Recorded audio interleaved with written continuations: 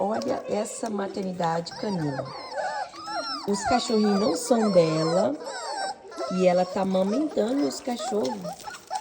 E ela produziu leite para poder dar para os cachorrinhos. A mãe dos cachorrinhos também dá leite para os filhotes. O que aconteceu? Os catetos mordeu a mãe deles pelo peito. E nisso ela tá muito inchada assim, o ferimento.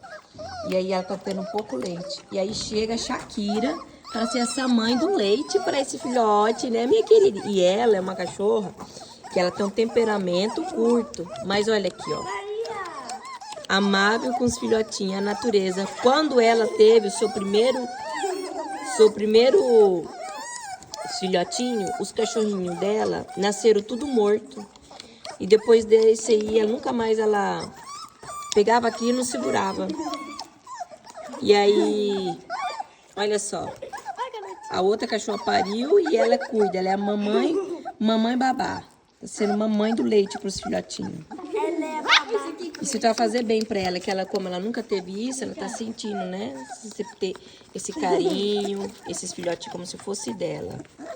Muito lindo, olha, gente. É lindo. A natureza nos impressiona, nos ensina, né?